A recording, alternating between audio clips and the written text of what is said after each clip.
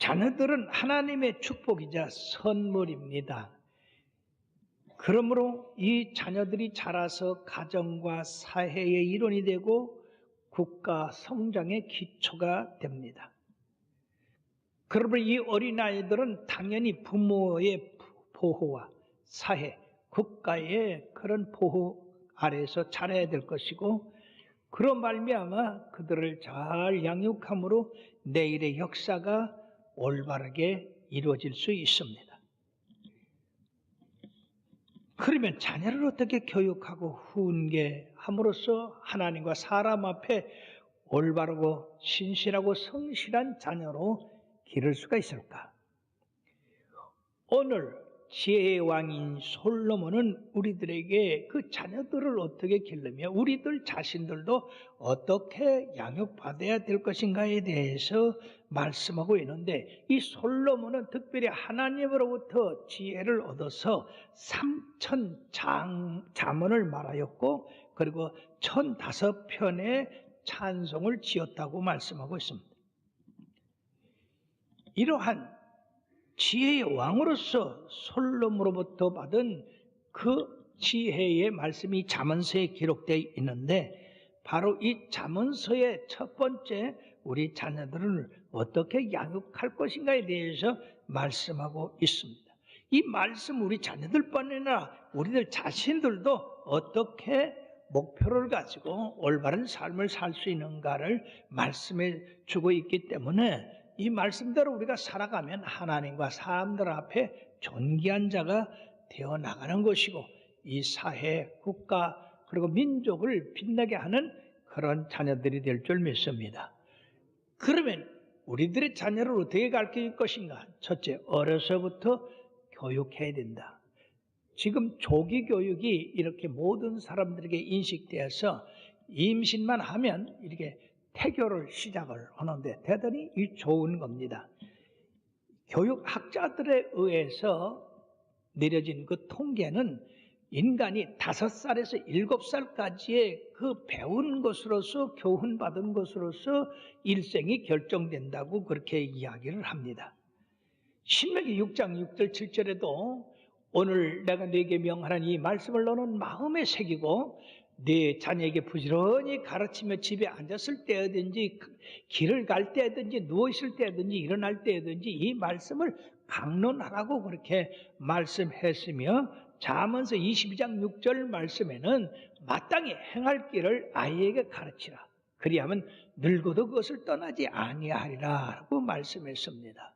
우리 한국 속담에도 3살 버릇이 8까지 간다. 그렇기 때문에 우리가 일찍이 이 아이들을 잘 교육을 해야 이렇게 성장해서도 그 말씀을 떠나지 아니하고 실천하는 삶을 산다 하는 것입니다.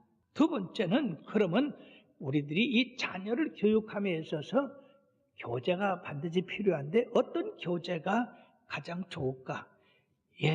바로 하나님의 말씀, 성경인 줄 믿습니다. 세상에 많은 책이 있지만은 그 책들은 우리의 인생의 어느 부분만 가르쳐 줄 수 있지, 우리의 인생을 이 땅에 살면서 그리고 저 하늘나라까지 우리가 잘 갈 수 있는 길을 가르쳐 주는 말씀은 없는 것입니다. 그러므로 디모데후서 3장 16절 17절은 다 같이요, 모든 성경은 하나님의 감동으로 된 것으로 교훈과 책망과 바르게 함과 의로 교육하기에 유익하니 이는 하나님의 사람으로 온전하게 하며 모든 선한 일을 행할 능력을 갖추게 하려 함이라고 말씀했습니다. 성경 말씀은 사람이 쓴 게 아니다. 하나님의 감동을 받아서 선지자들과 기록된 그 모든 분들이 쓴 말씀이기 때문에 이 말씀대로 우리가 살아가면 인생이 바르고 그리고 의에 이르는 그러한 교훈의 말씀이 된다고 하는 것입니다. 뿐만 아니라 우리는 인생의 삶의 지혜를 얻고 지식을 얻을 뿐 아니라 그것을 행할 수 있는 능력까지도 이 하나님의 말씀에서 얻을 수 있다는 겁니다. 그러므로 이 성경은 뭐라고 했습니까? 잠언서 9장 10절의 말씀에 보면은 여호와를 경외하는 것이 지혜의 근본이요 거룩하신 자를 아는 것이 명철이라고 말씀했습니다. 오늘 7절 말씀에도 여호와를 경외하는 것이 지식의 근본이거늘 미련한 자는 지혜와 훈계를 멸시한다고 했습니다. 즉 지혜로운 자는 하나님을 경외하는 자들이지만은 미련한 자들은 하나님을 멸시하는 자들이라 하는 것입니다. 사랑하는 여러분들은 다 지혜자에 속한 줄 믿습니다. 왜? 그럼 이 성경이 우리를 지혜롭게 살게 하느냐? 여러분, 하나님이 세상을 창조하시고 그 창조물에 대한 질서를 정하셨어요. 쉽게 여기서 물이 위에서 아래로 흐르고 봄이 여름, 여름이 가을, 가을이 겨울, 이러한 이치를 하나님이 정하셨기 때문에 우리가 그 이치를 따라 살아갈 때 우리의 삶이 형통하고 그리고 우리가 축복받을 수가 있는 것입니다. 그 하나님이 인간을 하나님의 형상대로 지으시고 바로 너희들은 내가 명하는 그 말로 행해야 된다라고 이렇게 하셨기 때문에 우리는 그 말씀대로 지켜 행할 때에 하나님께서 명하신 그 평안함과 그리고 형통함과 축복과 행복을 누릴 수 있게 되는 것입니다. 그러므로 4절부터 이 6절까지에 보면 어리석은 자가 슬기롭게 되며 젊은 자에게 지식과 근신함을 주기 위해서 이 말씀을 전하고 지혜 있는 자는 듣고 학식이도 할 것이요 명철한 자는 지략을 얻을 것이라 잠언과 비유와 지혜 있는 자의 말과 그 오묘한 말을 깨달으라고 했습니다. 즉 마태복음 25장 29절에 보니까 무릇 있는 자는 받아 풍족하게 되고 없는 자는 그 있는 것까지 빼앗기리라 한 말씀입니다. 그럼 우리가 하나님을 섬겨 나갈 때 지혜가 끊임없이 솟아나는 겁니다. 그 지혜를 통해서 우리들이 명철을 얻게 되고 그 명철을 통해서 우리의 삶을 참으로 올바르게 살 수 있는 건데, 그러면 이 잠언서를 통해서 특별히 얻어지는 교훈은 무엇이냐? 세 가지를 말씀하고 있는데, 먼저 그러면 잠언이라는 말은 무슨 얘기냐? 잘 알려진 사실이나 명백한 진리를 함축성 있는 그 문장으로 표현하는 격언, 검언, 지혜로운 조언 등이 다양하게 섞여 있는 말씀이다 하는 겁니다. 오늘 1절 말씀에 다윗의 아들 이스라엘 왕 솔로몬의 잠언이라 한 것은 다윗을 하나님이 특별히 뽑힌 왕입니다. 이세 아들 다윗을 만나니 내 마음에 합한 자라, 내가 저를 통하여 나의 뜻을 이루리라 해서 다윗을 통해서 이스라엘을 크게 부흥케 했습니다. 신정 왕국을 세우게 했던 겁니다. 이어서 솔로몬을 통해서 하나님이 지혜를 갖게 해주셔서 이 지혜 왕으로 말미암아서 3천 잠언 가운데 특별히 잠언서에 많은 말씀이 나오는데, 이 잠언서의 말씀에 왜 다윗의 아들 이스라엘의 지혜 왕이라고 했느냐? 이 말씀에 신적 권위가 있는 말씀이다. 그러므로 인간으로서 행해야 할 도덕적이고 윤리적인 교훈을 가지고 있는 말씀이기 때문에 업신여기지 말고 이 말씀을 하나님의 말씀으로 받아들여서 우리의 삶에 활용하면 바로 우리들이 지혜 있는 사람이 된다고 하는 것입니다. 그러므로 첫째, 이 잠언에서 우리가 얻을 수 있는 교훈은 지혜를 알게 한다. 즉 지혜를 얻게 한다는 것입니다. 여기서 지혜라는 것은 판단력, 민첩함, 그러므로 하나님께 이르는 바른 길과 그릇된 길에 대하여 통찰력을 가지고, 그리고 하나님의 경건에 이르는 그 통찰력을 가지고 바로 살기 때문에 우리들에게 하나님을 기뻐하시는 그런 삶을 살 수 있다는 겁니다. 그러면 이 지혜의 말씀은 하나님을 믿고 바로 섬겨야 하는 성도들의 삶에서 절대적으로 필요한 말씀이다. 신약에 와서 예수님께서 가르치신 그 모든 교훈이 이런 지혜의 말씀입니다. 즉 어떤 사람이 지혜롭고 어떤 사람이 어리석은가. 자, 우리가 보니까 우리가 건축자와 같은데 어떤 사람은 반석 위에 그 집을 세우는 사람이고 어떤 사람은 모래 위에 세우는 사람이다. 이 반석 위에 세운 사람은 바로 우리 예수님의 말씀을 듣고 그대로 사는 사람이고 모래 위에 세운 사람은 어리석은 사람으로 우리 예수님의 말씀을 안 듣고 자기 마음대로 사는 사람이다. 평상시에는 누가 훌륭한 집을 짓고 사는지 몰랐지만은 폭풍이 일어나고 홍수가 나고 바람이 불어 깨어짐이 심한 것은 반석 위에 세운 집이 아니라 모래 위에 세운 집이었더라. 그러므로 우리가 지혜로운 삶을 살려면 예수님 말씀 잘 따라 살아야 된다는 얘기죠. 뿐만 아니라 우리 앞에는 좁은 길이 있고 넓은 길이 있는데 넓은 길은 사람들이 다 가서 멸망으로 이끄는 길이지만은 좁은 길은 가는 길이 협착하고 힘들어도 그 길은 생명의 길이라. 그러니까 지혜로운 자는 생명의 길을 택해서 좁은 길로 가지만은 그러나 어리석은 자는 넓은 길로 가다가 멸망당한다는 얘기예요. 예수 믿는 것은 좁은 길이지만은 예수 믿지 않은 길은 모든 사람이 가기 쉬우니까 다 믿지 않아서 멸망으로 치닫는다고 하는 겁니다. 사랑하는 여러분들은 참으로 지혜로운 사람들이에요. 반석 위에 집을 짓고 좁은 길로 가는 사람들이기 때문에. 또 어떤 사람이 지혜로우냐? 마태복음 24장 45절에 말씀해 보니까 충성되고 지혜 있는 종이 되어 주인에게 그 집 사람을 맡아 때를 따라 양식을 나눠줄 자가 누구냐?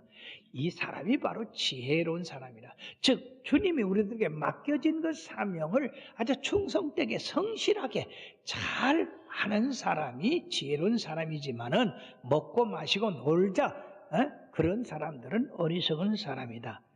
그리고 마태복음 25장 21절 말씀에 보니까 그 주인이 이르되 잘하였도다 착하고 충성된 종아, 네가 적은 일에 충성하였음에 내가 많은 것을 네게 맡기리니 네 주인의 즐거움에 참여할지어다. 할렐루야. 우리가 주님을 위해서 충성을 하고 주님을 위해서 헌신하는 이것이 우리들에게는 굉장히 큰 것 같은데 우리 주님이 보시기에는 적은 일이다 그 말입니다. 그렇죠. 실제 따져보면요, 주님 앞에 우리가 시간 들이고 물질 들이고 정성 들이고 그게 큰 게 아니에요. 우리 비유를 따져보면요 아주 적은 겁니다. 이렇게 적은 것을 주님 앞에 드려서 헌신할 때 주님이 오실 때에 아주 큰 것으로 갚아주신다고 그랬어요. 잘했다 칭찬하고 면류관 씌워주신다고 말씀했어요. 할렐루야. 그러므로 우리들이 맡겨진 그 일에 충성하고 그리고 지혜롭게 행해야 될 줄로 믿습니다. 자, 그러면은 주님이 안 계시는데 주님의 말씀만 가지고 우리들이 살아가기 위해서 실제 생활에서 참 어렵다 그 말이에요. 그러나 염려할 것이 없습니다. 주님이 부활하셔서 하늘나라 올라가시면서 하신 말씀이 너에게 성령을 보내리니 그 성령이 너에게 임하시면 권능을 받고 그리고 예루살렘과 온 유대와 사마리아 땅 끝까지로 주님의 증인이 될 뿐 아니라 그 성령은 바로 진리의 영이기 때문에 예수님의 그 마음을 우리들에게 심어주어서 우리들로 말미암아 진리 가운데 행하게 하신다고 했어요. 그래서 요한복음 16장 13절의 말씀에 보면 진리의 성령이 오시면 그가 너희를 모든 진리 가운데로 인도하시리니 그가 스스로 말하지 않고 오직 들은 것을 말하며 장래일을 너희에게 알게 하시리라. 그러므로 성령님과 동행하는 우리들이 되어야 될 줄 믿습니다. 성령님은 영이기 때문에 우리가 예수를 믿으면 그 영이 우리 가운데서 역사하는데 바로 진리의 영이기 때문에 우리들이 그릇된 길로 가면 이 성령님이 우리 마음에서 책망을 하십니다. 너 지금 잘못된 길로 간다. 너 지금 죄의 길로 간다. 돌이켜라. 그러나 우리 의의 길로 가고 하나님 말씀으로 갈 때는 이 마음에 기쁨이 오는 거예요. 여러분들 주일 예배 보고 가면 나도 모르는 기쁨이 솟아올릅니다. 할렐루야. 그런데 여러분들이 예배 안 보고 말이야 자기 멋대로 하면은 이게 가다가 이게 교통사고 나는 거 아닌가? 이런 두려움이 오는 것은 이게 뭡니까? 성령님이 우리를 진리 가운데 인도하시기 때문에 우리가 성령님의 인도하심을 따라 살면 참으로 예수 그리스도의 아름다운 백성들이 되고 지혜로운 삶이 되고 승리하는 삶이 될 줄 믿습니다. 두 번째는 훈계를 알게 된다고 그랬는데 바로 훈계의 말씀을 통한 우리들이 새로운 사람, 거듭난 사람, 연단받은 사람이 된다는 얘기입니다. 훈계라고 하는 것은 징계, 교훈, 훈련 이런 여러 가지 뜻을 지니고 있습니다. 하나님 앞에 위대한 인물들, 성경상에 나와 있는 믿음의 영웅들은 하나같이 하나님의 징계를 받고 훈련을 받고 연단을 받아서 위대한 사람들이 된 줄 믿습니다. 이 말씀 오늘날도 마찬가지예요. 하나님 앞에 쓰임받는 주의 종들은 한결같이 훈련받고 연단받은 사람입니다. 여러분, 이 다윗이 어떻게 감히 골리앗과 대항해서 싸운다고 했습니까? 그가 뭐라고 했습니까? 왕이여 걱정하지 마소서, 내가 들에서 아버지 양을 칠 때에 사자와 곰이 와서 이 양을 뺏어가면 내가 쫓아가서 그를 치고 내 양을 구원해냈나이다. 그러므로 저 블레셋 하나님을 모르고 할례 바친 저 골리앗 그 짐승이 하나와 대리이다. 얼마나 담대합니까? 훈련과 연단 받았으니까 그가 감히 골리앗과 싸운다고 했지. 그게 만약에 그런 훈련을 받지 않았다면 어떻게 골리앗과 대항해 싸울 수 있습니까? 오늘날 사람들은요 너무나 지식이 발달해서 지식만 있으면 다 성공하는 줄 알아요. 아닙니다. 그 지식은 연단을 받고 훈련을 받아야 참된 열매를 맺을 수가 있는 겁니다. 훈련은 어떤 사람에게 길고 어떤 사람은 짧은데 여러분 다 길어요. 아브라함은 20년, 25년, 야곱은 20년, 요셉은 13년, 다윗도 13년, 모세는 몰라? 40년. 그것도 메마른 광야에서. 그렇기 때문에 그가 젊었을 때는 아주 성질이 불같았지만은 40년 동안 광야에서 연단을 받고 나니까 그는 세상에서 가장 온유한 자가 됐다고 말씀하고 있습니다. 그러므로 하나님이 쓰시는 사람은 다 이와 같이 연단을 하는 줄 믿습니다. 오늘날 아이들을 너무 사랑하다 보니까 그냥 이게 이 아이들이 사회에 나와서 사회생활을 못하는 거예요. 전부 남이든지 누구든 저 위에 줄 때만 바라고 말이에요. 고난이 와도 그거 뚫고 나가지도 못하고 장사방 아들이 된다니까.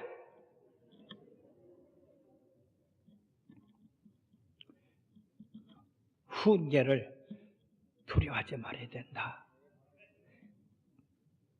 그러므로 히브리서 12장 5절, 6절, 8절, 11절에 보면 또 아들들에게 권한 것 같이 너희에게 권하신 말씀도 잊었도다.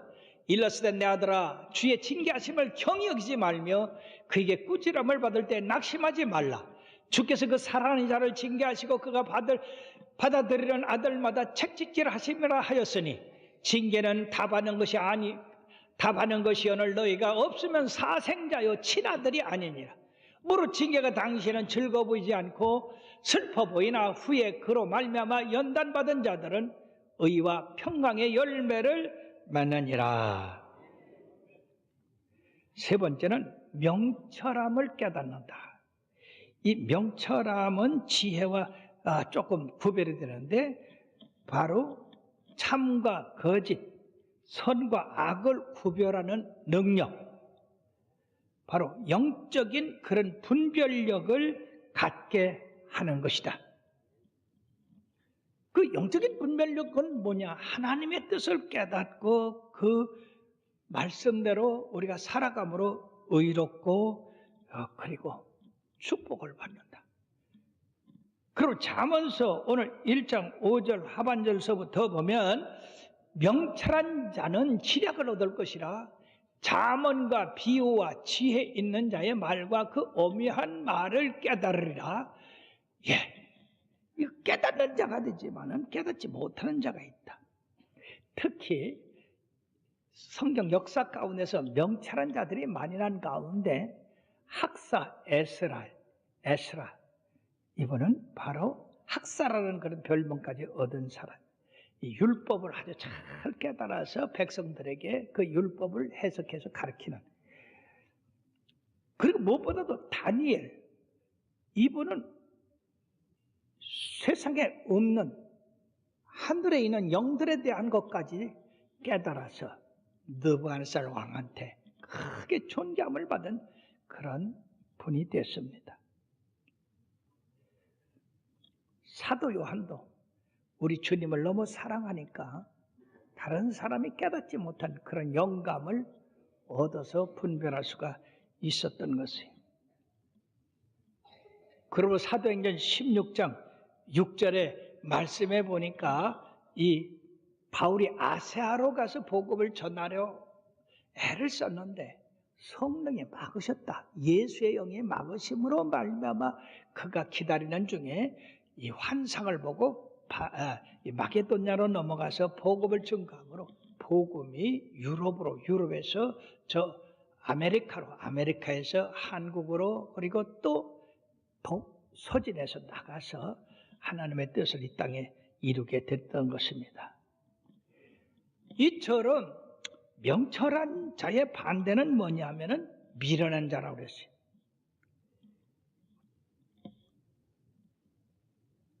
이 미련한 자는 바로 학식도 없고 지혜도 깨닫지 못하고 하나님의 말씀을 어리석은 걸로 하는데, 미련한 자의 그 특징 세 가지를 말씀드리면, 첫째는 둔하고 고집센 사람. 그래서 하나님의 말씀을 절대 받아들이지 않습니다.